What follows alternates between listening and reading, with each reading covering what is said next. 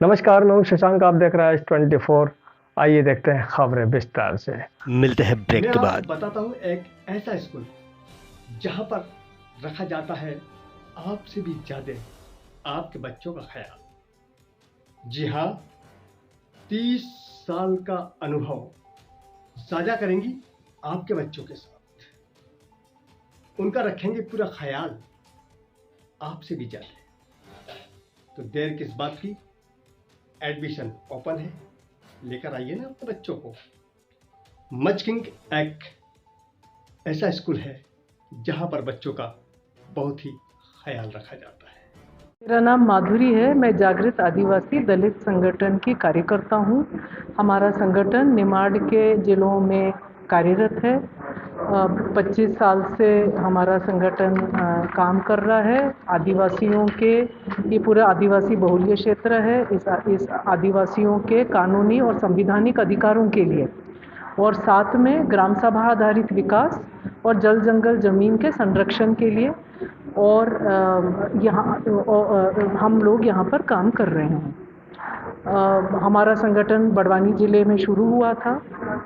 और हमने अनुभव किया है कि जब भी हम विकास की बात करते हैं, आदिवासियों के भूमिका विकास योजना में बनाने की, जो पेशा कानून 1997 से लागू है, और ग्राम सभा आधारित विकास की बात हम करते हैं, जब हम मनरेगा में मजदूरी के साथ साथ सही विकास की बात करते हैं, जब हम शिक्षा, स्वास्थ्य, बिजली जैसे कल्याण मतलब अधिकारों के, जन अधिकारों की बात करते हैं, तो तब हम पर दमन भी होता आया है।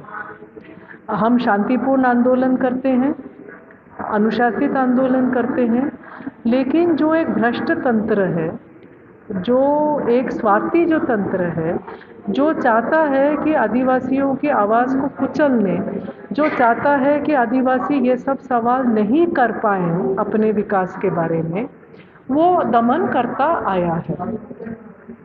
तो आप ये समझिए कि एक आदिवासी महिला को प्रसव पीड़ा के दौरान सरकारी हॉस्पिटल से बाहर निकाला जाता है और उसका प्रसव सड़क पर होता है, और हम सूचित करते हैं थाना और हॉस्पिटल को कि ऐसा घटना घटा है, और उसमें भी हमारे ऊपर ही केस लगाया जाता है ना।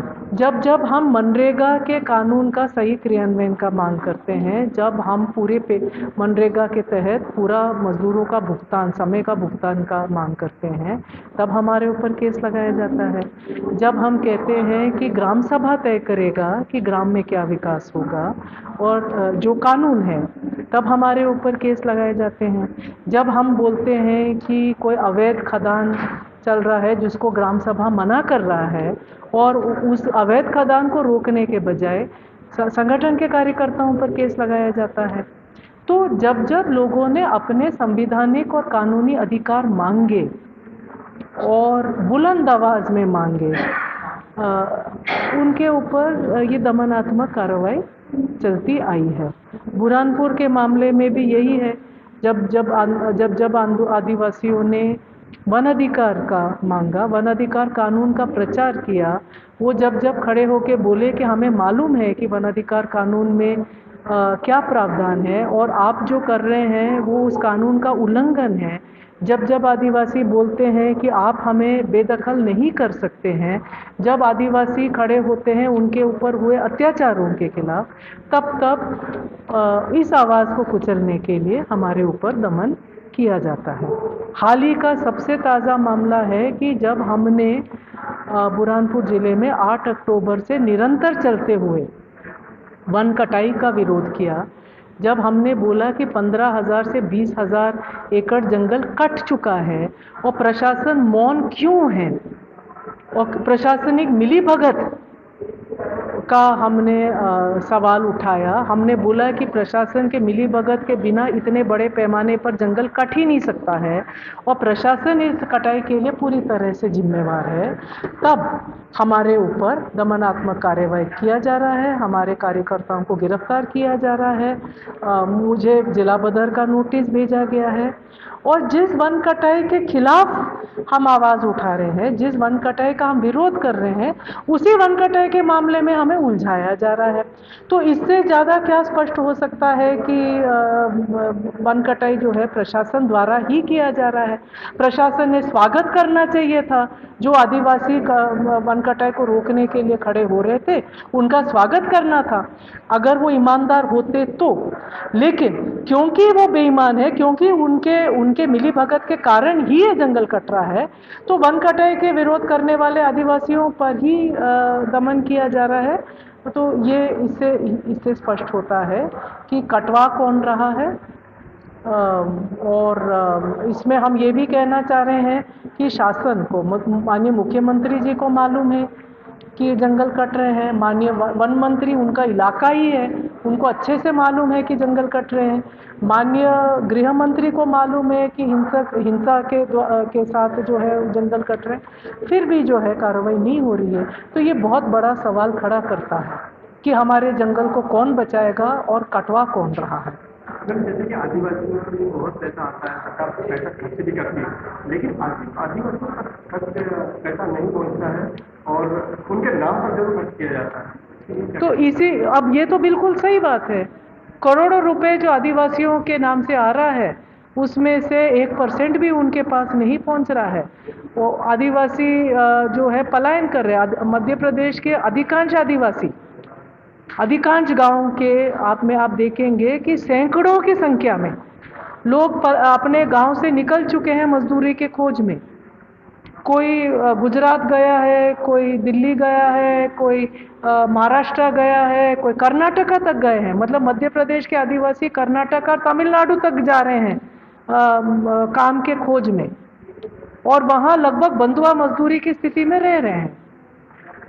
और इसके बारे में भी हमारा संगठन जब आवाज़ उठाता है तो हम ही को दबाने की कोशिश की जाती है। हमने एक बार भ्रमण किया था झाबुआ क्षेत्र का, तो वहाँ पर मजदूर गाय भैंसों की तरह भर के गाड़ियों में जाते हैं। बिल्कुल सही, आपने बिल्कुल सही बोला। और ये झाबुआ, अलीराजपुर, बड़वानी से तो बहुत बड़ी संख्या में जा रहे हैं, लेकिन लगभग हर आदिवासी क्षेत्र से आपको मंडला के आदिवासी तमिलनाडु में मिलेंगे, आपको बड़वानी के आदिवासी कर्नाटका में मिलेंगे, गुजरात में मिलेंगे, महाराष्ट्र में मिलेंगे। गुजरात में एक गांव में 400-500 आदिवासी हैं। मैं भी आपको बताया कि अगर संगठनों पर इस तरह की कार्रवाई की जाएगी तो लोग संगठन बनाकर काम कैसे करेंगे, सामाजिक संगठन? देखिए, हमारा अनुभव है कि जब हम पर दमन हुआ है, हमारे साथी ज़्यादा तेज़ी से उठे हैं, ज़्यादा आक्रोश के साथ, ज़्यादा दिलेरी के साथ उठे हैं, ज़्यादा दृढ़ता के साथ उठे हैं। तो अब ये संगठन को दबाने का प्रयास अगर किया जा रहा है तो दबाने वाले का बिल्कुल जांच करना चाहिए पब्लिक द्वारा कि ये कौन लोग हैं जो दबा रहे, क्यों दबा रहे और हमारी सत्ता व्यवस्था कैसा है। या तो सरकार चाहेगी, जरूर यही दिख रहा है। जब संगठन वन कटाई के खिलाफ खड़ा हो रहा है और आप उस संगठन को आप दबा रहे हैं, तो आप जाहिर है कि सरकार जो है ये सब जनतांत्रिक आवाज़ों को नहीं बर्दाश्त करना चाह रही और न ही पर्यावरण के रक्षा में खड़े हुए ताकतों को बर्दाश्त करना चाह रही। नहीं, हमारा आंदोलन तो लगातार चलेगा। हम ये कितने लोगों को जिला बदर करेंगे? हमारे साथी तो हंस के कह रहे हैं कि भाई कितने को जिला बदर करेंगे, हम सभी को जिला बदर कर दो, हम सभी को गिरफ्तार कर दो। हजारों आदिवासी खड़े होके बोल रहे हैं हम सभी को कर दो, है ना। और आगे अभी भी बोल रहे हैं, जिला बदर का तो 4-5 दिन पहले ही नोटिस आया है।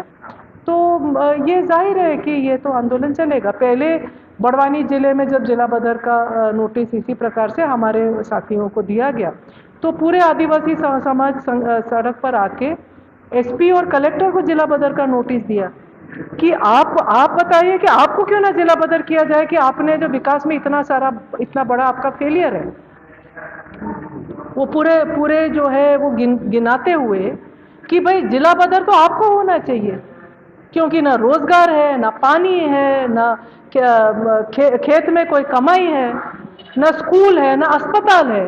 तो आप बताइए कि आप पर क्या कार्रवाई किया जाए। मैं डॉक्टर सुनीलम हूँ, किसान संघर्ष समिति का अध्यक्ष हूँ और आज भूमि अधिकार आंदोलन के साथियों की यहाँ पर बैठक हुई, जो जन आंदोलन यहाँ पर सक्रिय हैं, संयुक्त किसान मोर्चे के साथ भी जो जुड़े हैं, उन सब की बैठक हुई। और उस बैठक के अंदर जो जागृत आदिवासी दलित संगठन के कार्यकर्ताओं के ऊपर जो फर्जी मुकदमे लगाए जा रहे हैं और माधुरी बहन को जो जिला बदर करने की कार्रवाई की जा रही है, उसको लेकर के विचार हुआ। बैठक में तय हुआ कि हम एक जांच दल भेजेंगे और वो जांच दल तथ्यों से शासन को अवगत कराएगा जो हमारी जानकारी में आएंगे। अभी तक हमारी जानकारी में जो लाया गया है वो ये है कि कम से कम 15-20 हज़ार एकड़ ज़मीन की वन कटाई हुई है अधिकारियों की मिलीभगत से सरकार के संरक्षण में। और जो वहाँ पर दावे हुए हैं, 10,000 से ज़्यादा दावे हुए हैं, तो जो आदिवासी हैं उनको दावा न देना पड़े, जो वन अधिकार कानून के अंदर कहा गया है वो सब ना करना पड़े, तो अपने आप को एक तो वो जो अधिकार नहीं देना चाहती सरकार या वन विभाग, तो एक तो ये कारण है। और दूसरा, आपको मालूम है कि करोड़ों रुपए की वहाँ पर जो लकड़ी है, तो ये बहुत बड़ा एक घोटाला हुआ है और ये घोटाले की हम चाहते हैं कि जांच हो, एक वाइट पेपर सरकार जारी करे, वे बताए कि अब तक कितनी जो है वो वन कटाई ऑफिशियली हुई है, कितने एकड़ की हुई है, उससे कितना पैसा आया है, वो लकड़ी कहाँ पर है, वो सब किन लोगों ने वन कटाई की है। क्योंकि ये सब जो है जो संगठन बचा रहा था जंगल को, पर्यावरण को, और केवल इसलिए कि वो वन अधिकारों की लड़ाई लड़ रहा है, बहुत कई दशकों से लड़ रहा है और ये दमनात्मक कार्रवाई की जा रही है। हम केवल ये चेतावनी देना चाहते हैं कि अगर इस तरीके की कार्रवाई जारी रही तो सरकार को भी इसका फल भुगतना पड़ेगा। फल भुगतना पड़ेगा मतलब ये है कि आदिवासी इस समय जागृत हैं, वो अपने अधिकारों के लिए लड़ाई लड़ेंगे और अगर आदिवासियों के खिलाफ में सरकार कार्रवाई करेगी तो आदिवासी भी उसको आने वाले चुनाव के अंदर सबक सिखाने का काम करेंगे। उसमें कोई हमारा संगठन का व्यक्ति है जी, क्या समिति में कोई संगठन का व्यक्ति है अपने? सभी संगठनों के साथ ही जाएंगे, जन आंदोलनों के साथ ही जाएंगे, फैक्ट फाइंडिंग के लिए जाएंगे, क्योंकि सरकार ने एक आरोप लगाया है और हमारे पास जो तथ्य हैं वो एकदम दूसरे हैं। हमारे को जो तथ्य, जिन तथ्यों से अवगत कराया है स्थानीय आदिवासियों ने, जागृत आदिवासी जो दलित संगठन के साथियों ने, वो ये बताया है कि वो कम से कम 26 बार उन्होंने लिखित तौर पर ये कहा कि अवैध कटाई की जा रही है, अधिकारियों के संरक्षण में की जा रही है, सरकार के मंत्रियों के संरक्षण में की जा रही है। तो जब ऐसी स्थिति है तो इसके अंदर तो बहुत बड़े बड़े लोग फंसेंगे। अगर सही जांच इसकी हो जाएगी तो इसके अंदर बहुत बड़े अधिकारी और मंत्री स्तर के लोग भी जो है वो कानून के दायरे के अंदर आ जाएंगे।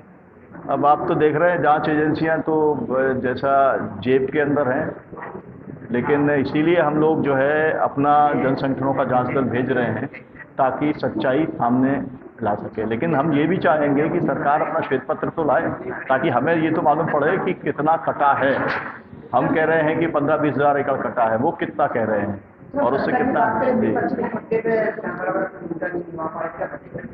जो है वहाँ पर। तो आप अगर ये प्रेस आप ब्रीफ पढ़ेंगे तो उसमें लिखा है कि कांग्रेस के वहाँ पर डेलीगेशन भी गया, उन्होंने भी अपना जांच किया। बाकी पार्टियां क्या करती हैं वो अपना निर्णय खुद लेगी।